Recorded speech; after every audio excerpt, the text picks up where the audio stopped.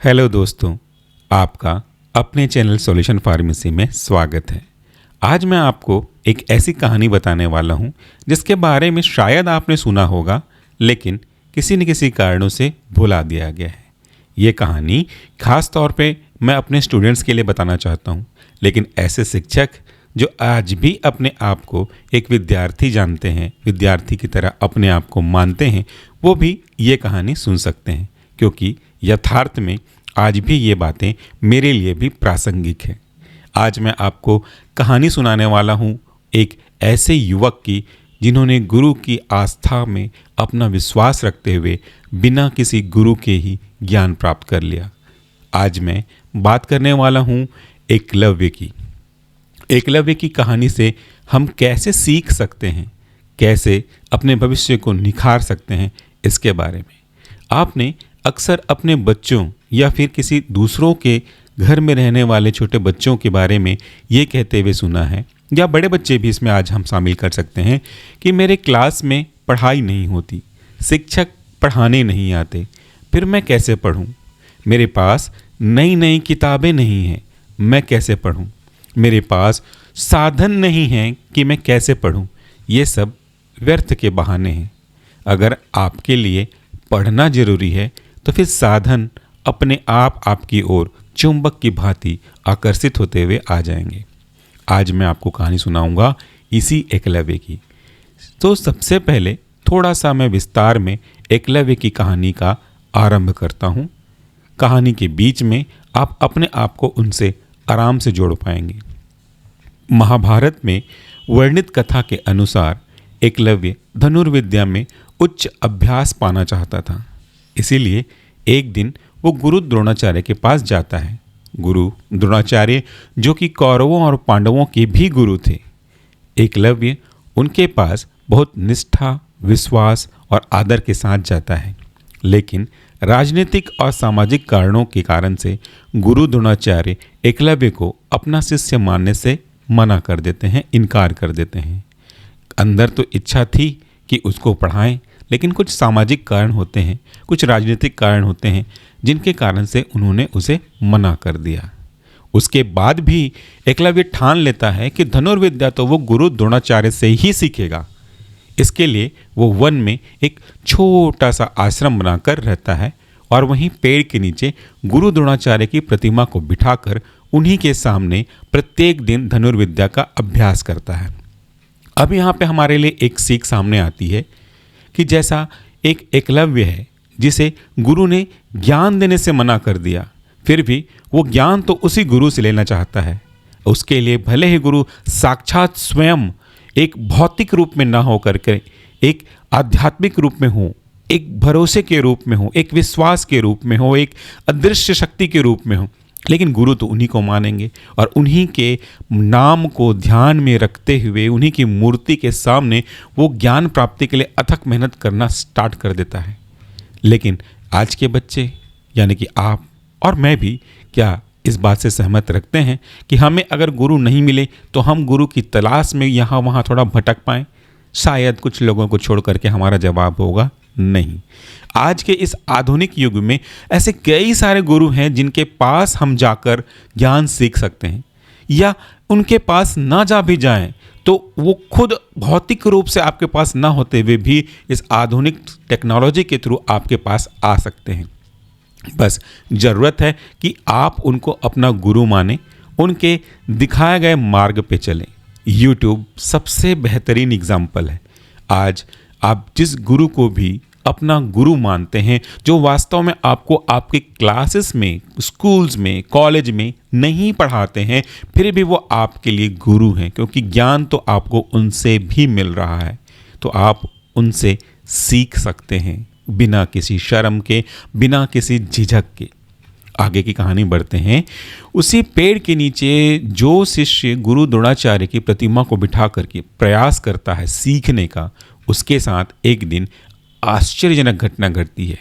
इसी बीच जब वो गुरु को अपने ध्यान में रख करके अभ्यास कर रहा है, गुरु द्रोणाचार्य अपने शिष्यों यानी कि कौरवों और पांडवों के साथ और एक कुत्ते के साथ उसी वन में आखेट के लिए जाते हैं। बीच में रास्ते में कुत्ता जो है उनके जो साथ में जा रहा था वो भटक जाता है। भटकते भटकते जाकर वो एकलव्य के आश्रम के पास पहुंच जाता है। वही एकलव्य जो एकाग्रचित्त होकर अपने धनुर्विद्या का अभ्यास कर रहा था, लेकिन कुत्ते की भौंकने की आवाज़ से एकलव्य के अभ्यास में बाधा आ रही थी।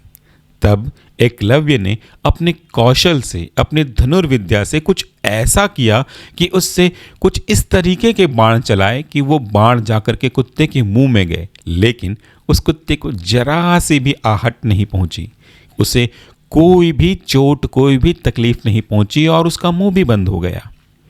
अब ऐसी विद्या बिना किसी भौतिक गुरु के, ये तो केवल लगन और परिश्रम से ही हो सकता है।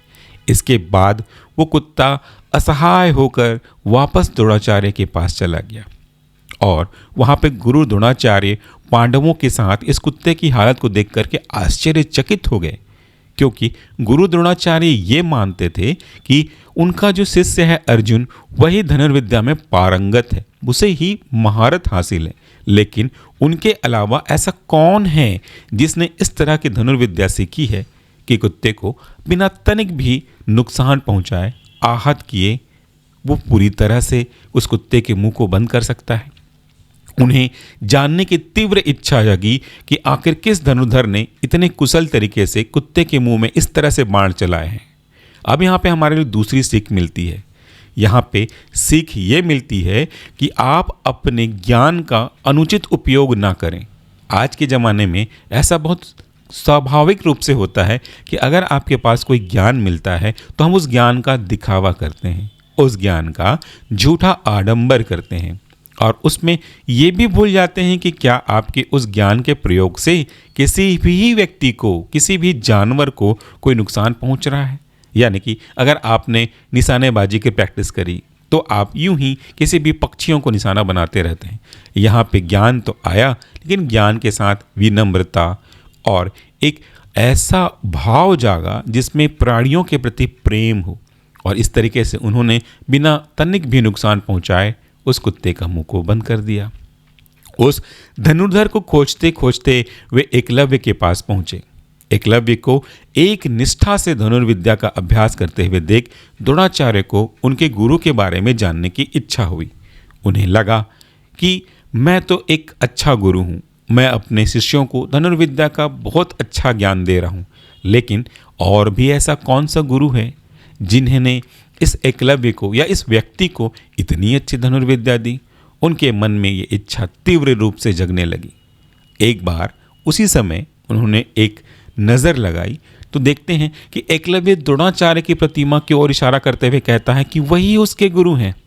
द्रोणाचार्य को बड़ा आश्चर्य होता है कि ये प्रतिमा तो मेरी है और मैंने तो कभी इस एकलव्य को कोई भी ज्ञान नहीं दिया, फिर कैसे वो मुझे अपना गुरु मान सकता है।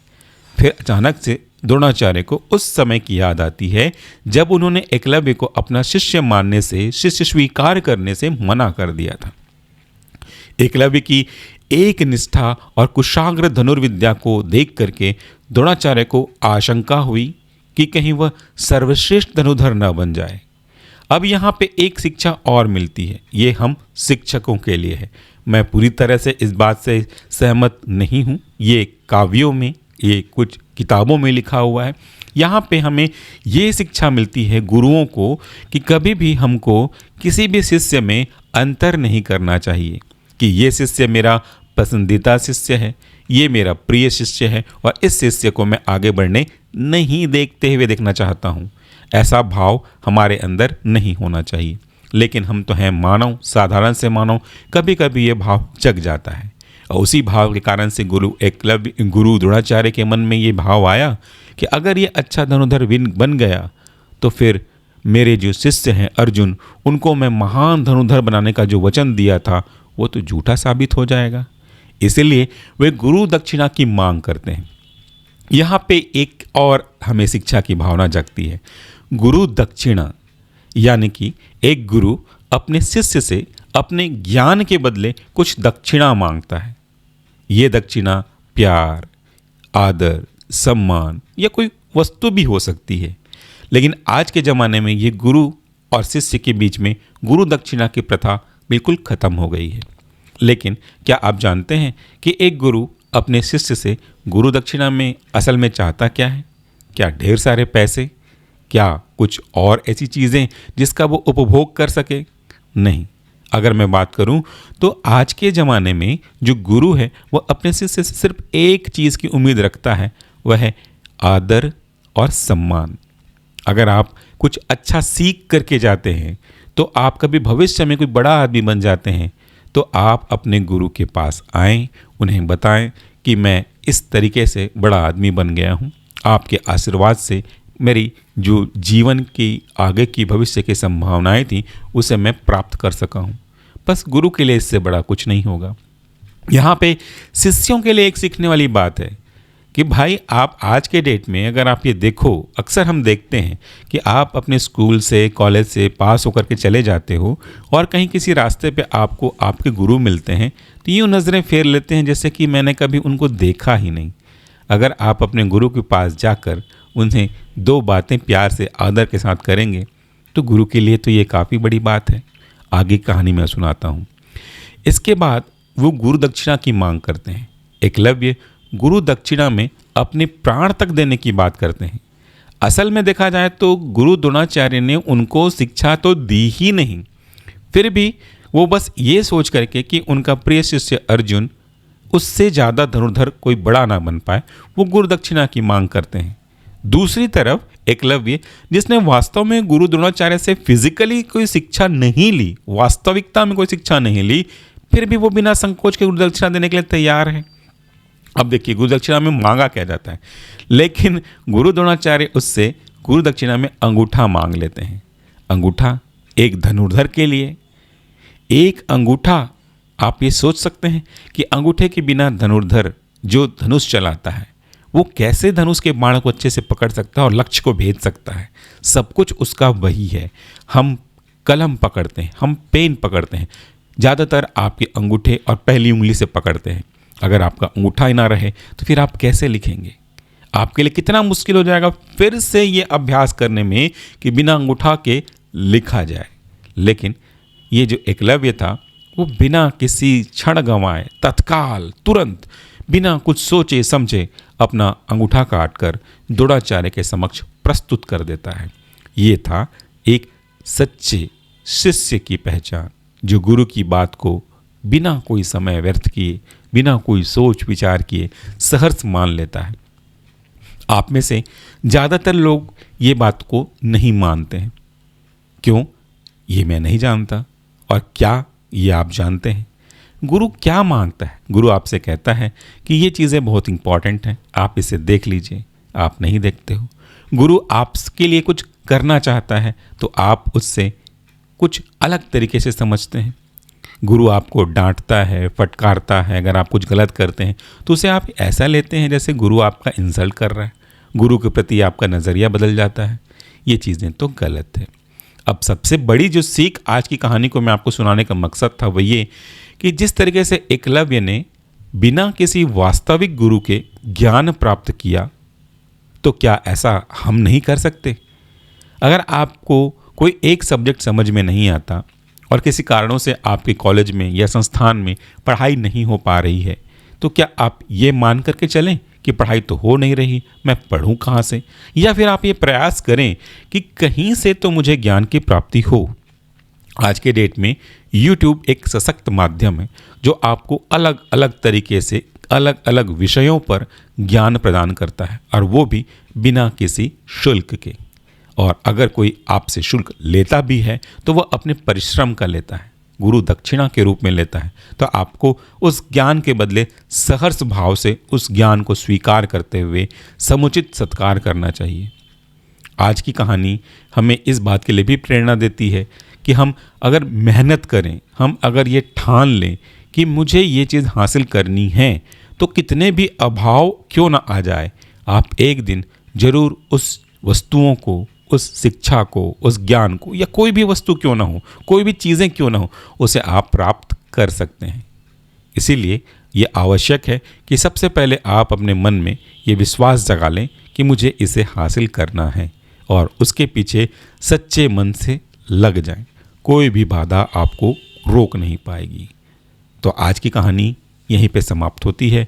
आज की कहानी थी एकलव्य की, ऐसे विद्यार्थी की कहानी जिसने गुरु को मन में रखते हुए, गुरु की प्रतिमा बनाते हुए, बिना किसी वास्तविक गुरु के बहुत बड़ा ज्ञान प्राप्त कर लिया, जो एक अर्जुन गुरु के सानिध्य में रह करके प्राप्त कर रहे थे। आज की कहानी हमें हमेशा इस तरह की चीज़ों को प्राप्त करने में सकारात्मकता के साथ भरने का प्रयास करेगी। इस कहानी का अंत यहीं पे होता है। आप अपना ख्याल रखिएगा और अपने मन को विचलित नहीं होने दीजिएगा। नमस्कार, टेक केयर।